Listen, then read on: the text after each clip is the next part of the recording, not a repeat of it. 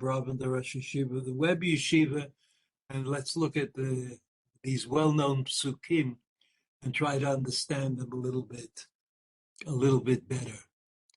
The pasuk that I'm referring to, Vayidaber Hashem el Moshe lemor, you see it, but I don't.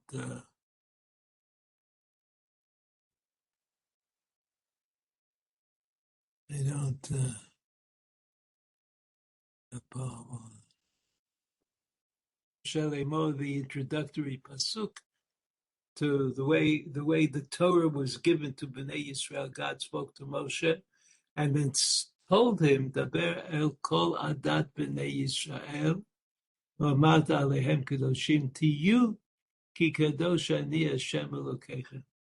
And we know that there are two problems that this pasuk presents us with, which we have to clarify. The first is what is called adat b'nei Yisrael. We know the Adah is a word which means a group of people. Sometimes it means all of Am Yisrael. Sometimes it might mean a minyan, 10 of Bnei Yisrael. But we don't know why the word adat is used in this pasuk. What is it that Moshe Rabbeinu is going to tell Bnei Yisrael, which demands a minyan, or demands a group, or the entire group of Bnei Yisrael? The continuation of the pasuk is V'amart alehem kadoshim tiyu, and that's where the mystery is. Kadoshim tiyu, be in a state of kadoshim, be that way. You have a choice. It might not be that way, but you can choose to be that way. That's what kadoshim tiyu sounds like it means. I don't know what kadoshim is, but it sounds like the Torah is obligating me, or at least telling me that the possibility exists that I could become a member of the kadoshim, of the holy ones. And then the end of the pasuk says, Ki kadosh ani Hashem Elokeichem, because I am kadosh. I am the speaker, of course, is a Kodesh Baruch Hu. Kodesh Baruch Hu is kadosh. So the Medrash already asked that question. And the Medrash says, I'm sorry, the Medrash that's on the sheet is, I made a mistake in the reference. But the Medrash says, ask the following question. He says, Yahol Kamoni? Yahol Kamoni? Could it be that the Torah is commanding Bnei Yisrael Ki kadosh ani Hashem? So the Medrash says, no, those words ani Hashem are distinguishers. They distinguish the Kedusha in heaven from the Kedusha that's possible on earth. Ani Hashem Elokeichem. In other words, you can be kadosh, but you can't be that much kadosh. That's what the Medrash says. That's what the Medrash says. In other words, it's again a case where the Torah is confusing us and then straightens it out in the same pasuk. Where is it confusing us? V'amart alehem kadoshim tiyu, which sounds like it means you can be that way. Just like God is that way, you could be that way. And then it says, Ki kadosh ani Hashem Elokeichem. Ki kadosh, in other words, you should. It turns out that the pasuk means you should be striving for kedusha, because kadosh is a word that's used to describe HaKadosh Baruch Hu. So anything you can do to approach that description of HaKadosh Baruch Hu is what you should be doing. That's what the Medrash seems to indicate. Now, if we look at Rashi, Daber kol adat b'nei Yisrael. Rashi says, B'lamed shenemra parashat zo v'hakel. Hakel is the entire community of Yisrael comes together. Hakel, they come together. kihila. It's a community. Mipnei sherov gufei Torah tluyim ba. Why was this parashat chosen to be be'adat b'nei Yisrael, kol adat b'nei Yisrael? So Rashi says, Mipnei sherov gufei Torah, most of the important things in the Torah are in this parasha. So that if, there was other Torah that was taught to Bnei Yisrael and they didn't all have to show up. Melamed shene'emra parasha zo b'hakel. That this parasha was said with all of Bnei Yisrael there, not just a select group of scholars. Mepnei sherov gufei Torah tluyim barov. There's a majority of the essential matters in the Torah are connected to this parasha. That's the Rashi's understanding of the word adat. That they'll call adat b'nei Yisrael. You have to have a community. All the people have to be there. There's something going on. What's going on? We don't know exactly from Rashi. Rov gufei Torah tluyim ba. Then Rashi comes to explain Tihyu. And I told you that the Medrash already says, you mean like God? That doesn't make sense. That doesn't make sense. And so Ani Hashem, there's a distinction between the use of the word Kedoshim with God and the word Kedoshim with Am Yisrael. And so Rashi says, what's also found in the Medrash, Avei Prushim min ha'arayot or min ha'avera. Min ha'arayot, that the Kedoshim is a demand on us. Separate yourself from unacceptable sexual matters, which are described in this parasha, Achrei motan Kedoshim, umin ha'avera, and from all other kinds of transgressions as listed in the Torah, many of whom also in this parasha. Shekol makom she'amra, shekol makom she'achat she'ata motzei geder erva, ata motzei kedusha. Wherever the Torah insists that some extra level of sexual activity is forbidden, Geder erva, ata motzei kedusha, that's equal to kedusha. Isha zona v'chalala v'gomer, it says in the pasuk, Isha, the woman, become wanton woman. Ani Hashem mekadishchem. That pasuk ends with kedusha, so that on a formal level we understand what Rashi is saying. Kol makom she'ata motzei geder erva. Wherever the Torah mentions something that is forbidden, some sexual act which is forbidden, geder erva, ata motzei kedusha. Wherever you find one, you find the one, you'll also find kedusha. For example, Isha zona b'chalala v'gomer, and that pasuk ends with Ani Hashem mekadishchem v'lo yichalel zar'o Ani Hashem mekadishchem. Kedoshim yiyu Isha zona b'chalala v'gomer. So in other words, wherever the Torah relates to arayot, to non-acceptable sexual activity, the Torah also reminds us that it is something about Kedusha. So while this is an interesting kind of Perush by Rashi, it's an Perush of Rashi that it's kind of technical, that Kedoshim Tihyu is possible, especially if you're very careful with the prohibitions about sexual matters. And he proves it because the word kadosh appears oftentimes when the sexual activity is mentioned. Let's look at the Ibn Ezra. The Ibn Ezra, very interesting personality, and tremendous amount of information and knowledge, and calls us our attention to this.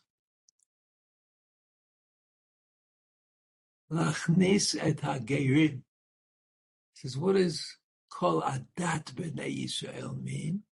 It means to include the converts. Bavur shehem nizharim al ha'arayot ke-Yisraelim, because they are obligated on the same level of sexual activity as people who are born as Jews. V'tam laskir zot ha-parasha achrei ha'arayot, and the reason that this parasha in the beginning of Kedoshim comes after the arayot that are listed at the end of Achrei Mot, shelo yachshavu ki ba'avur shmirat ha'arayot levadam ya'amdu ba'aretz. They shouldn't think that the only thing they have to be concerned about is arayot, is sexual activity. Omar lahem shegam yesh mitzvot acherot. And so they're being informed that there are other mitzvot. There are other mitzvot that they have to keep. Im lo tishmerum tigarashu min haaretz. And if you don't keep them and watch them, as the pasuk says at the end of parshat Achrei Mot, you'll be deployed, sent away from the land of Canaan. And they are the 10 things that are mentioned at the beginning of Kedoshim. Hine is here al akum. Hine is here al akum. Achar she'amar ki kadosh ani Hashem ki hu keneged hadibur harishon. That the pasuk, the beginning of the psukim of Kedoshim, according to the Medrash, represent the actual 10 commandments. We could get into that. But he says, Ki hine, he's here al akum. He warned us about the non-Jews. Achar she'amar ki kadosh ani Hashem, ki hu keneged hadibur harishon. This is a kind of a reflection of the Dibur Harishon, the first of the 10 commandments, al da'at rabim, velo tishba'u b'shumi, do not take an oath with God's name, u'dibur lo tisa, right? So that the Ibn Ezra, in order to make sense of Adat Yisrael, says it must be referring to Gerim. Now, why am I so interested in Gerim? Shegem yesh mitzvot acherot, not only arayot. Because it's like, not what Rashi said. Rashi said, you have to look carefully at the Gerim. I'm sorry, Rashi said you have to look carefully at the mitzvah or the mitzvot, the prohibitions about Achrei Arayot. And according to the Ramban, according to the Ibn Ezra, the Arayot are not all that there is. There are other things in the Torah. You have to explain that in Kol Adat Yisrael, even to the Gerim, even to the Gerim who joined up. So we see from Rashi and the Ibn Ezra that somehow if you read the psukim, there's a lack of clarity about what it is exactly that we're emphasizing here. I mean, mitzvot are mitzvot. Whatever the mitzvah is, of course, it's obligatory. I mean, what was it? Okay. So let's look at the Ramban. Start from the words Kedoshim Tiyu in the 6th line, I guess. Kedoshim Tiyu. Evu prushim min ha'arayot u'min ha'aveira. Quotes Rashi, Shekein makom she'ata motzei geder erva, ata motzei kedusha l'shon Rashi. You see? You see that? The Ramban quotes Rashi. Aval b'Torah Kohanim, he says, but there's another source that Rashi didn't bring from the Torah Kohanim, the Sifra. Ra'iti stam prushim tihiyu. Stam prushim tihiyu. It doesn't say min ha'arayot or min ha'aveira, but prushim tihiyu. It's a good idea to separate yourself from the matters of the world, the other people. V'chein shanu sham, there in the V'tkadishtem v'yitem kiddushim ki kadosh ani, right? Ki kadosh ani. That pasuk, ki kadosh ani, kishem shani kadosh, kach atem tiyu kiddushim. Something that's inconceivable, as we said in the Medrash. But there's another Medrash, there's a Sifra that says, just as I, HaKadosh Baruch Hu, am Kadosh, am sanctified, so you should be Kadoshim, but that just increases a mystery. How could that be? Kishem Sha'ani Parush, just as I, HaKadosh Baruch Hu, am separate, somehow unique, not joined up with anything else. Kachatem tiyu prushim velo, and then ulefi da'ati eina prisha zo lifrosh min ha'arayot kedivrei harav. And he says this word prushim, I don't think it means to separate yourself from illicit sexual activity. Vidati eina prishut Hazol lifrosh min ha'arayot k'divrei harav, aval ha'prisha hi ha'muskeret b'kol makom b'Talmud. But the word prisha has to be understood as it is presented often in the Gemara, in the Talmud, she'ba'aleha nikra'im prushim, that somebody who has this midah, this idea, they're called prushim.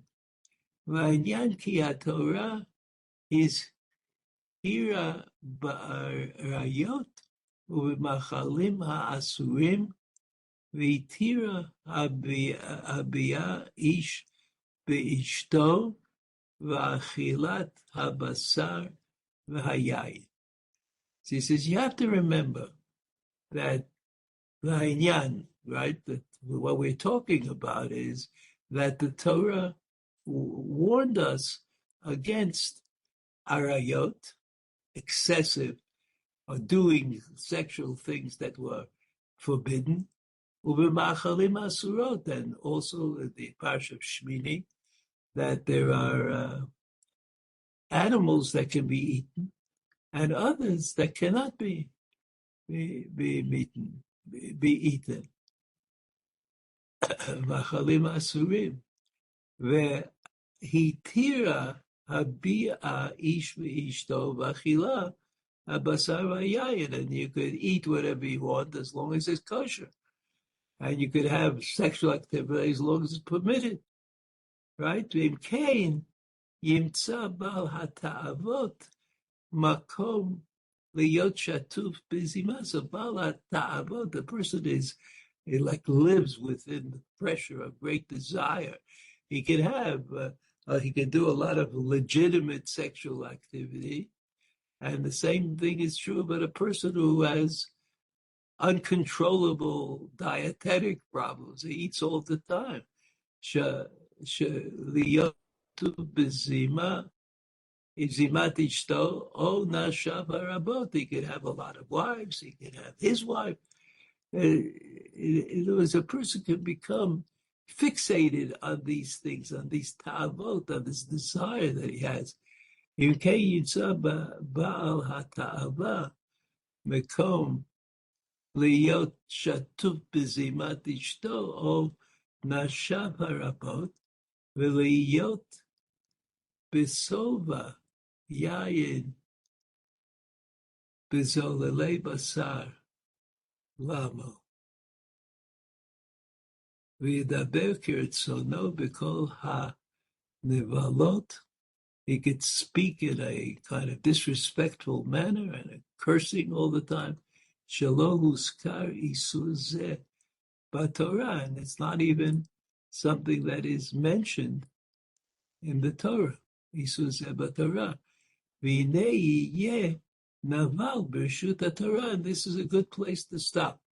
Naval, a terrible person, b'reshut haTorah, but he has permission from the Torah to be a. So what is it? What is it that he's quoting? The Rama. Who's he talking about? Who is the pasuk talking about when it says "Kedoshim Tihyu"? So he says you have to have an awareness of the fact that the Torah gives you general rules. For example, don't eat a non-kosher animal. But if you're eating a kosher animal, it would seem that the Torah has no limit, as much as you want. The same thing is true about illicit sexual activity. But legitimate sexual activity, either with one's wife or many wives, that the Torah has not said anything about. So the question is, what's the status of the person who is able to do things that don't seem to be reasonable, but the Torah has not prohibited them. So the Ramban says that person is Naval B'Reshut HaTorah. Naval, a terrible person B'Reshut HaTorah. How does he know that? How does he know that, the Ramban? Where does he get that from? The Fikach, let's go on. The next word is the Fikach Ba HaKatuv, Achre Sheperet Eisurim. After the Torah teaches us that certain kinds of animals can't be eaten, certain kinds of people you can't have sexual activity with, and